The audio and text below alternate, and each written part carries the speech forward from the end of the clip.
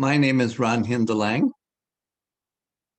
And I'm Jean Marchant, and I'm married to Ron Hindelang. We married in 1987 after 10 years of friendship, deep friendship. And together we share my two daughters from a first marriage and our five grandchildren. I had been a celibate priest for 18 years, and I really loved being a priest, but I was finding living in the rectory very lonely. And as Jean and I became friends and ultimately married, I was looking for us to be able to minister together as a couple.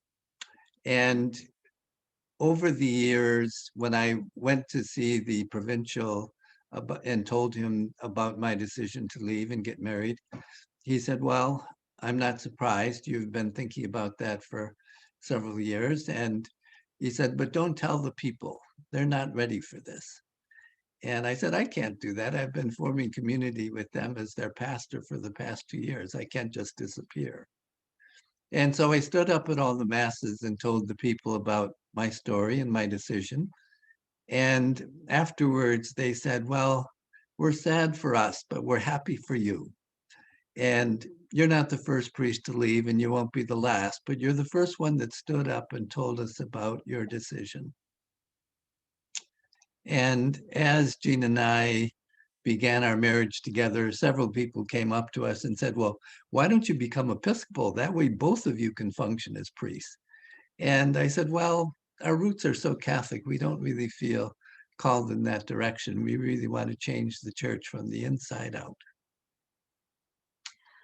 Part of my role in changing the church from the inside out was to respond to a call to priesthood that I had felt since childhood. I was one of those little girls who played priest and was in the third grade before I realized it was not just in our parish that all of the priests were men. And so that led me, from my childhood sense of call, led me to chaplaincy, which I did hospice chaplaincy for about 25 years, and then served in an administrative capacity in a hospital setting and for the Archdiocese.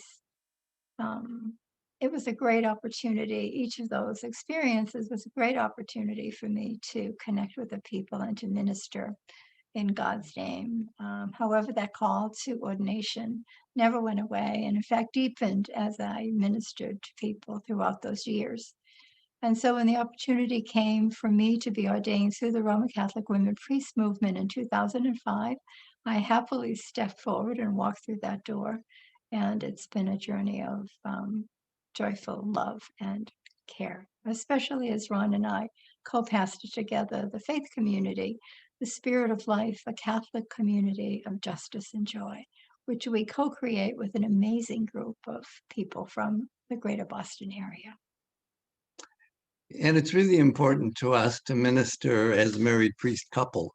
Uh, we, I really feel that the ordination of women is enabling women, empowering women to bring all their gifts for ministry to the church. And I really see the people of God growing because of that. And so when we decided to co-create this Spirit of Life community, we sent an email to everybody we knew and invited them to come and co-create this community with us. And I think it's important for people to see a husband and wife sharing leadership, sharing priesthood. And I think that that has really enriched our community.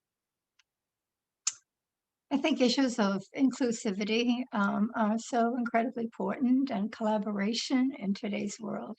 And so for our community and the people who know us and as a priest couple, um, feel blessed, I think, to have an opportunity to witness collaboration, to participate in that collaboration and co-creating our faith community. It's a new model, a new way of being church, and we're blessed to share this journey together. We feel overjoyed to welcome you into our story. And uh, it is really incredible to me how many women have come up to Jean and said, I've waited all my life to be ministered to by a woman. That's not an uncommon statement for me to hear. And so many women have carried pain and suffering in their life that they felt that they couldn't share with the priests in their parish. And it's wonderful to be able to respond to that need and that call. I think it's also wonderful for people to have an experience of a married priest who has a family and to witness the ways in which he lives out being a husband and a father and a grandfather.